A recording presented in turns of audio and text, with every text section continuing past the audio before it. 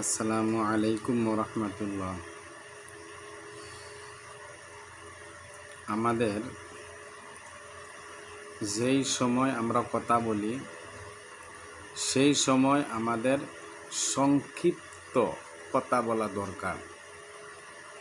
আর এই আলোচনা নিয়ে কথা বলা নিয়ে হাদিসে অনেক রকমের কথা উল্লেখ আছে।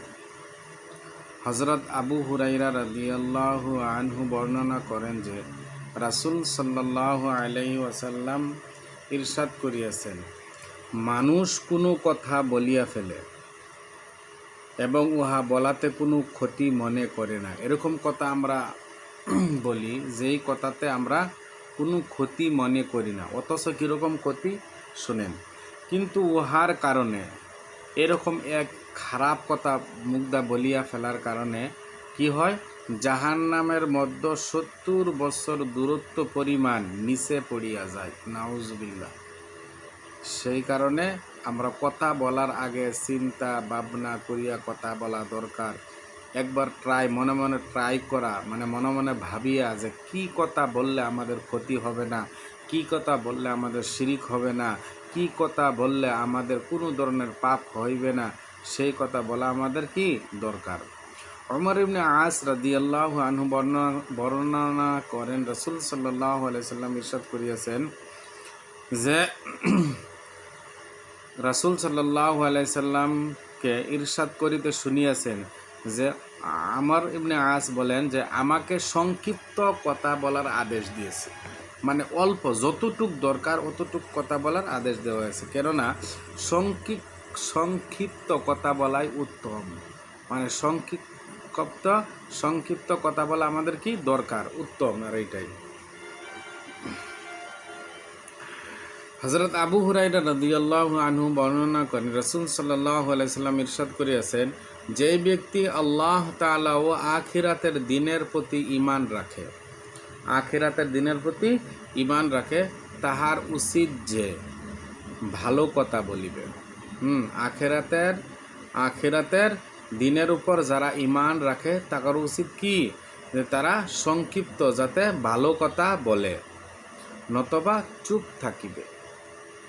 না হলে কি থাকতে হবে, চুপ থাকতে হবে। আমি যদি ভালো কথা বলতে পারি তাহলে বলার দরকার, আর যদি বলতে না পারি তাহলে আমাদের কি চুপ থাকতে হবে, সাইলেন্ট থাকতে হবে। মহতরম দোস্তর বুজুর্গ, রাসূল সাল্লাল্লাহু আলাইহি সাল্লামের সম্মানিতা স্ত্রী হযরত উম্মে হাবিবা রাদিয়াল্লাহু আনহা বলেন, রাসূল সাল্লাল্লাহু আলাইহি সাল্লাম ইরশাদ করিয়াছেন যে নেক কাজের হুকুম করা, নেক কাজের হুকুম আমরা করতাম, অথবা মন্দ কাজ হইতে বিরত রাখা। মন্দ কাজ হইতে আমরা কি থাকতাম, বিরত থাকতাম। আল্লাহ তাআলার জিকির ছাড়া মানুষের সকল প্রকার কথাবার্তা তাহার উপর বিপদ স্বরূপ। ওয়ানলি আল্লাহ তাআলার জিকির ছাড়া আর যত ধরনের আমরা কথাবার্তা বেশি আমরা কইমু, তত ধরনের আমাদের কী হবে, বিপদ হইবে, অথবা পাকড়াও হওয়ার কারণ হইবে। এরকম কথা বলতে আমাদের কী হবে, একদিন পাকড়াও হয়ে যেতে পারে। উদাহরণস্বরূপ গিবত। আমরা বলি উমুক মানুষ খুব ভালো নামাজ পড়ে, পরহেজগার, খুব নামাজ রোজা সব ইনশাল্লাহ তার ঠিক আছে, কিন্তু একটাতেই খারাপ। এই যে কথাটা বললাম, এইটা আমাদের জন্য কি গিবত হয়ে গেল। এলাকা হাকিমুল উম্মত হযরত মাওলানা আশরাফ আলী থানভী রহমাতুল্লাহি আলাইহি বলেছেন যে মানুষের কি তারিফ, মানুষের প্রশংসা করারও তোমার দরকার নাই, আর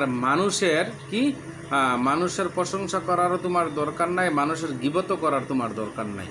যে ভালো কাম করতেছে তার জন্য ভালো, যে খারাপ কাম করতেছে তার জন্য খারাপ।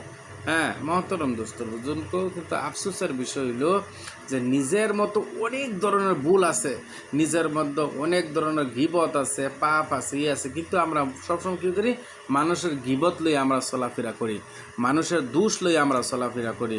আল্লাহ রাব্বুল আলামিনে আমাদের সবাইকে ভালো কথা কইবার জন্য, ভালো কথা বলবার জন্য তৌফিক দান করুক। ওয়া আখিরু দাওয়ানা আনিল হামদুলিল্লাহি রাব্বিল আলামিন।